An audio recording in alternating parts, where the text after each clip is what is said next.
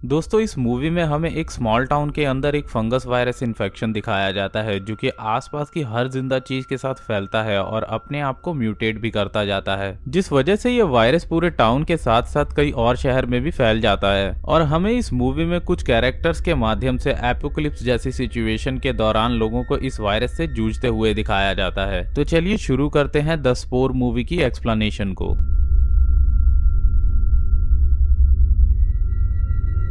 Movie की शुरुआत में हमें 17 सितंबर की डेट दिखाई जाती है, जहां हमें एक रिकॉर्डिंग के जरिए पता चलता है कि दुनिया के कुछ जगहों पर एक अजीब सा वायरस फैलता जा रहा है, जिसकी वजह से कई लोग मारे जा रहे हैं और इस वायरस को स्पोर नाम दिया गया है, जिससे इन्फेक्ट होते ही इंसान के शरीर में फंगस उगने लगते हैं और ये सूखने के बावजूद भी अपने आसपास की हर जिंदा चीज को इन्फेक्ट कर देती है, जो कि अपने आप में ही म्यूटेट करने लगती है। इसके बाद सीन कट होकर 23 सितंबर की डेट का दिखाया जाता है, जहाँ पर एक CDC नाम की कंपनी का एक साइंटिस्ट उसी वायरस के सैंपल को लेने के लिए एक जगह आया होता है, जिसके बाद वो साइंटिस्ट अलग अलग जगहों से सैंपल लेता है, जहां उसे जगह जगह पर फंगस लगी हुई इंसानी बॉडी पार्ट्स दिखाई देते हैं, जिनमें इसी वायरस की फंगस लगी हुई होती है। फिर वो साइंटिस्ट एक टेंट के पास पहुंचता है, जिसके अंदर उसे किसी इंसान की सड़ी हुई डेड बॉडी मिलती है और हम समझ पाते हैं कि वो इंसान भी इसी वायरस की वजह से मारा गया था। अब साइंटिस्ट उस डेड बॉडी से सैंपल लेने लगता है कि तभी वो डेड बॉडी साइंटिस्ट के ऊपर अचानक से हमला कर देती है, जिससे साइंटिस्ट डरकर वहां से भाग जाता है। जहां हम ये देख पाते हैं कि ये वायरस इंसान की बॉडी को एक म्यूटेटेड फंगस में बदल देता है, जिसके बाद वो इन्फेक्टेड इंसान बाकी लोगों को भी इन्फेक्ट करना शुरू कर देता है। अब वो साइंटिस्ट जैसे तैसे करके जंगल से बाहर निकलता है और एक कैबिन के पास पहुंचता है, जहां हमें पता चलता है कि अब तो ये साइंटिस्ट भी इस वायरस से इन्फेक्ट हो चुका होता है और इस वायरस ने उसके अंदर भी पनाह ले ली थी, जिसके इफेक्ट के कारण वो साइंटिस्ट वहीं पर बेहोश हो जाता है। इसके बाद सीन कट होकर 25 सितंबर की डेट पर चला जाता है, जहां हमें एक लॉवेल नाम के रिपोर्टर को दिखाया जाता है, जो कि इन जंगलों में कुछ फोटोग्राफ्स लेने के लिए आया हुआ होता है। और फिर लॉवेल उसी कैबिन के पास पहुंच जाता है, जो कि कुछ समय पहले हमें दिखाया गया था। अब लॉवेल उसी कैबिन में रात गुजारने के लिए रुक जाता है, जिसके पहले लॉवेल को उस साइंटिस्ट की कार भी दिखी थी और उसी जगह पर उसके पैर में चोट भी लग गई थी। अब रात के समय लॉवेल बॉनफायर के पास बैठा होता है कि तभी जंगलों में से उसे कुछ डरावनी आवाजें आने लगती हैं। तभी हम देखते हैं कि लॉवेल के पैर का घाव और भी ज्यादा जख्मी हो गया होता है। इसके बाद काफी रात होने के कारण लॉवेल अब अपने कैबिन में जाकर सो जाता है, लेकिन फिर से उसे जंगलों से वही डरावनी आवाजें आने लगती हैं, जिस पर लॉवेल बाहर जाकर चेक करने का फैसला करता है। तो उसे वहां पर साइंटिस्ट मिलता है, जो कि जमीन पर पड़ा हुआ होता है, जिसकी बॉडी के अंदर से भी फंगस निकल रहे होते हैं। लॉवेल देखता है कि उसका सर गायब था और उसकी बॉडी पूरी तरह से सड़ चुकी थी। ये सब देखकर लॉवेल बुरी तरह से डरकर वापस से कैबिन में लौट आता है और अब उसका पैर पहले से भी ज्यादा इन्फेक्टेड हो चुका होता है, जिस पर लॉवेल मदद के लिए इधर उधर भागते भागते अपनी गाड़ी के पास पहुंचता है और वो वहां से अपना फोन लेकर आता है। लेकिन जब वो वहां से वापस आ रहा होता है तो वो उस इन्फेक्टेड साइंटिस्ट को अपने कैबिन में पाता है और देखते ही देखते साइंटिस्ट भी अपने स्पोर लॉवेल पर छोड़ देता है, जिससे लॉवेल भी वहीं पर बेहोश हो जाता है। अब अगले दिन लॉवेल जब होश में आता है तो वो देखता है कि उसकी आधी से ज्यादा बॉडी में फंगस हो चुके होते हैं, जिसके बाद लॉवेल अपनी इसी हालत में गाड़ी में बैठता है और जैसे तैसे करके यहाँ से निकलने की कोशिश करता है कि तभी रास्ते में लॉवेल को एक मैडा नाम की लड़की मिलती है, जो कि कैंपिंग के लिए जंगल में आई हुई थी, जहां पर वो लॉवेल से लिफ्ट मांगती है। अब मैडा लॉवेल के साथ गाड़ी में बैठ जाती है कि तभी लॉवेल अजीब तरह से बिहेव करने लगता है और उनकी गाड़ी का एक्सीडेंट हो जाता है। अब एक्सीडेंट के बाद लॉवेल बेहोश हो गया था, जिस पर मैडा उसे जगाने की कोशिश करती है, जिसके जागने पर हमें पता चलता है कि लॉवेल अब पूरी तरह से इन्फेक्टेड हो गया था, क्योंकि वो मैडा पर हमला करता है और वो अपने स्पोर्स मैडा के ऊपर छोड़ देता है, पर मैडा उससे बचकर भागने की कोशिश करती है। अब लॉवेल भी गाड़ी से उतरकर मैडा का पीछा करने लगता है, लेकिन कुछ ही देर बाद लॉवेल की बॉडी पूरी तरह से जवाब दे चुकी होती है और वो एक जगह आराम करने के लिए बैठ जाता है। और अब हम देखते हैं कि ये फंगस लॉवेल की बॉडी में पूरी तरह से फैल चुका होता है और वो वहीं पर बैठे बैठे अजीब तरह से सड़कर एक स्केलेटन में चेंज हो जाता है। वहीं दूसरी तरफ मैडा भागते हुए एक घर में पहुंचती है, जहां अंदर जाने पर उसे एक इन्फेक्टेड लड़की मिलती है, जिसकी बॉडी पूरी तरह से एकदम फंगस में बदल चुकी थी। जिसके बाद वो देखती है कि वो फंगस अजीब तरह से जिंदा हो जाता है, मतलब कि वो फंगस म्यूटेट होकर एक क्रीचर में चेंज हो रहा था। अब दोस्तों ये जो लड़की फंगस से म्यूटेट हुई थी उसका नाम वेंडी होता है। अब वेंडी मैडा को देखते ही उससे विनती करती है कि वो उसे मार दे। इसके बाद मैडा वेंडी के ऊपर पेट्रोल डलकर जलाने वाली होती है, पर वो ऐसा नहीं कर पाती। फिर वो भागकर एक गाड़ी के पास पहुंचती है, जहां उसे एक शॉटगन मिलती है। अब मैडा वेंडी को वो गन लाकर देती है, जिस पर वेंडी बिना देर किए खुद को गोली मार लेती है। लेकिन इस दौरान वेंडी के स्पोर्स मैडा के मुंह में चले जाते हैं, जिससे हम समझ पाते हैं कि अब तो मैडा भी इस वायरस से इन्फेक्ट हो चुकी है, जो कि वहाँ से तुरंत भागती है और भागते हुए मैडा पूरी तरह से इन्फेक्टेड हो जाती है, जिससे वो बेहोश होकर वहीं पर गिर जाती है, जिसका साफ मतलब है कि अब मैडा भी बाकी इन्फेक्टेड लोगों की तरह मारी जाएगी। जिसके बाद ये सीन यहीं पर कट हो जाता है। फिर हमें 22 अक्टूबर की डेट दिखाई जाती है, जहाँ पर हमें पता चलता है कि ये वायरस अब बड़े बड़े शहरों में भी फैलने लगा है, जहाँ हमें एक वेरा नाम की औरत देखने को मिलती है, जो कि अपने घर के क्लोजेट में किसी से छुप रही थी, क्योंकि उसके घर में एक इन्फेक्टेड आदमी घुस आया था, जो कि उस क्लोजेट के बाहर ही पड़ा हुआ था। अब वेरा अपने बेटे थॉमस को मोबाइल से मैसेज करती है, पर वो मैसेज नेटवर्क ना होने की वजह से डिलीवर नहीं होता। पर कुछ ही देर बाद वहाँ पर थॉमस आ जाता है और वो वेरा को बचाकर वहाँ से निकालता है, जिसके बाद वो दोनों गाड़ी लेकर अपने घर से निकलते हैं, क्योंकि अब दुनिया भर में लोगों को सरवाइव करना पड़ रहा है और ये सब एक तरह से एक एपोकलिप्स की शुरुआत जैसा लग रहा था। अब वेरा और थॉमस एक घर के गैराज में जाकर रुकते हैं, जहाँ पर थॉमस ने सर्वाइवल के लिए कुछ सामान रखा हुआ था। अब वो दोनों गाड़ी में उस सामान को भरना स्टार्ट करते हैं, जहाँ पर उन्हें ये सब करते हुए एक इन्फेक्टेड आदमी देख लेता है। इसके बाद जब वेरा और थॉमस जैसे ही गैराज में एंटर करते हैं, वो इन्फेक्टेड आदमी उनकी गाड़ी में छिप जाता है। अब गैराज के अंदर वेरा और थॉमस को 2 इन्फेक्टेड लड़कियां दिखाई देती हैं और वो दोनों लड़कियां बहुत ही ज्यादा अजीब सी आवाजें निकाल रही होती हैं कि तभी एक लड़की के मुंह से एक अजीब सा क्रीचर बाहर निकलता है, जिसका मतलब ये है कि ये वायरस अब धीरे धीरे म्यूटेट होकर एडवांस होता जा रहा था और ये सभी इंसानों को म्यूटेटेड फंगस जैसे क्रीचर में चेंज कर दे रहा था। अब ये सब देखकर थॉमस और वेरा अपनी जान बचाकर उन लड़कियों से दूर भागते हैं और वो दोनों अपनी गाड़ी में बैठकर काफी दूर निकल जाते हैं। पर तभी वो इन्फेक्टेड पर्सन जो उनकी गाड़ी में छिप गया था, वो उठकर बैठ जाता है और वो थॉमस पर हमला कर देता है। वो इन्फेक्टेड आदमी थॉमस को वहीं पर मार डालता है, पर वेरा जैसे तैसे कर उससे बचकर गाड़ी से निकलकर भागती है, जिसके बाद ये सीन यहीं पर कट हो जाता है। अब हमें एक सरीन नाम की लड़की को दिखाया जाता है, जो कि घर के गैराज में कहीं जाने के लिए पैकिंग कर रही होती है, क्योंकि वो अपनी बहन को ढूंढने जाने वाली थी। और यहाँ हमें पता चलता है कि उसकी बहन कोई और नहीं बल्कि मैडा ही थी, जिसे हमने पहले देखा था, जो कि करीब 1 महीने पहले ही मारी जा चुकी है। तभी वहाँ पर इसराइल नाम का एक आदमी सरीना के गैराज में छुपने के लिए जाता है, पर सरीना जैसे ही इसराइल को देखती है तो वो उसे तुरंत वहाँ से निकलने को बोलती है, पर इसराइल वहाँ से नहीं जाता और सरीना से वहाँ रुकने के लिए रिक्वेस्ट करता है, जिस पर सरीना इसराइल को बार बार बोलती है कि आपको यहाँ से जाना होगा। इस पर इसराइल उसको बताता है कि वो इन्फेक्टेड नहीं है और वो इन्फेक्टेड लोगों से बचते हुए यहाँ तक आया है, पर रास्ते में ही उसकी वाइफ उससे अलग हो गई है और उसके पास बचने के लिए इससे अच्छी कोई और जगह नहीं है। जिसके बाद सरीना इसराइल को अपने गैराज में रुकने देने के लिए मान जाती है। वहीं कुछ देर बाद एक लड़की गैराज के बाहर आकर चिल्लाने लगती है। इसराइल उस आवाज को सुनते ही पहचान जाता है कि वो उसकी वाइफ लिली है और फिर इसराइल तुरंत उसे बचाने के लिए बाहर भागता है, जिस पर सरीना इसराइल को बोलती है कि अगर तुम बाहर गए तो मैं तुम्हें वापस अंदर नहीं आने दूंगी, पर फिर भी इसराइल बाहर चले जाता है। अब सरीना भी दरवाजा लॉक कर लेती है और इसराइल उससे कहता है कि वो उसे और उसकी बीवी को अंदर ले ले, क्योंकि अगर वो दोनों बाहर रहे तो जल्द ही मारे जाएंगे। और ये सब सुनकर सरीना को कुछ देर बाद बुरा लगता है कि उसने 2 लोगों को इस तरह से बाहर मरने के लिए छोड़ दिया है, इसीलिए अब सरीना उन दोनों को लेने के लिए बाहर चली जाती है। जब इसराइल और लिली गैराज में वापस आते हैं तो हम देखते हैं कि म्यूटेटेड फंगस ने अपना एक पार्ट लिली के पीठ पर अटैच कर रखा है और इससे हमें पता चलता है कि लिली भी अब इन्फेक्टेड थी। अब इसराइल अपनी वाइफ को लेटाकर उसकी पीठ से वो अजीब फंगस निकाल देता है, पर फिर भी लिली मारी जाती है और मरने के बाद लिली की बॉडी में कुछ होने लगता है। फिर सरीना लिली को एक कपड़े से शांत कराने की कोशिश करती है, तभी लिली की पीठ में कुछ हलचल होने लगती है, जिससे डर कर सरीना पीछे की तरफ हट जाती है। फिर इसराइल लिली की पीठ में से कपड़ा हटाकर देखता है तो उसकी पीठ पूरी तरह से फंगस में बदल चुकी होती है। ये सब देखकर सरीना इसराइल को कहती है कि तुम लिली को गैराज से बाहर फेंक आओ, पर तभी अचानक से लिली की पीठ में से कुछ स्पोर्स बाहर निकलते हैं और वो स्पोर्स इसराइल के मुंह में चले जाते हैं, जिसके बाद इसराइल भी इन्फेक्टेड हो जाता है। ये सब देखकर सरीना बहुत ही ज्यादा डर जाती है और तभी लिली के अंदर से एक अजीब सा म्यूटेटेड फंगस मॉन्स्टर बाहर निकलता है, जिसे देखते ही सरीना गैराज के बाहर भागती है, लेकिन गैराज के बाहर भी उसे एक बहुत बड़ा म्यूटेटेड फंगस मॉन्स्टर दिखता है, जिसे देखकर सरीना बुरी तरह से डर जाती है और वो तुरंत वहां से भाग निकलती है। लेकिन ये सब देखने के बाद वो समझ जाती है कि ये कोई नॉर्मल फंगस नहीं है और वो ये मन ही मन में सोचती है कि हो सकता है ये फंगस किसी आउटर स्पेस से आया हो या फिर ये फंगस किसी एक्सपेरिमेंट का नतीजा हो, पर इस वायरस का ओरिजिन कहां से हुआ इसका किसी को पता नहीं। अब हमें अगले दिन का सीन दिखाया जाता है, जहां पर सरीना एक मिलिट्री ट्रक को लेकर शहर से बाहर निकलते हुए दिखती है कि तभी रास्ते में उसे वेरा मिलती है, जो कि उससे बाहर निकलने के लिए लिफ्ट मांगती है, जिस पर पहले तो सरीना बहुत ही डरती है, पर कुछ देर बाद वो वेरा को लिफ्ट दे देती है, जिसके बाद ये दोनों साथ में अपनी सर्वाइवल सर्वाइवल जर्नी को स्टार्ट करते हैं। और अब मूवी के लास्ट सीन में हमें एक रिकॉर्डिंग को सुनाया जाता है, जिससे हमें पता चलता है कि दुनिया में अब एक एपोकलिप्स की शुरुआत हो चुकी है, क्योंकि ये वायरस हर तरफ फैल चुका है, जिससे बचे हुए सारे लोग अपनी जान बचाने के लिए अपने हिसाब से अलग अलग सेफ जगहों पर भाग रहे हैं। और इसी के साथ ये मूवी यहीं पर खत्म हो जाती है। अब दोस्तों, जहां तक इस मूवी की बात करें तो ये मूवी एक नॉर्मल ज़ॉम्बी एपोकलिप्स टाइप की मूवी लगती है, पर इस मूवी का कॉन्सेप्ट इस जैसी सभी फिल्मों से काफी अलग था। पर मुझे लगता है कि इस स्टोरी को अगर और थोड़ा अच्छे से एग्जीक्यूट किया जाता तो इसकी कहानी बहुत ही अच्छी तरह से बन सकती थी, जिसमें हमें बस लोगों को इस वायरस से बचने की कोशिश करते हुए दिखाया गया है। और इस मूवी में हमें इस वायरस की ओरिजिन भी नहीं बताई गई है कि आखिर इस वायरस की शुरुआत हुई कहां से, जो कि हो सकता है कि हमें इसके आगे के पार्ट्स में जानने को मिले। और मेरे हिसाब से इस मूवी का पार्ट 2 भी आएगा। तो दोस्तों, ये था Hindi explanation the spore movie का। तो वीडियो पसंद आई हो तो वीडियो को लाइक करें और चैनल को सब्सक्राइब करके बेल आइकन दबाएं। तब तक के लिए मैं मिलता हूं आपसे नेक्स्ट वीडियो में।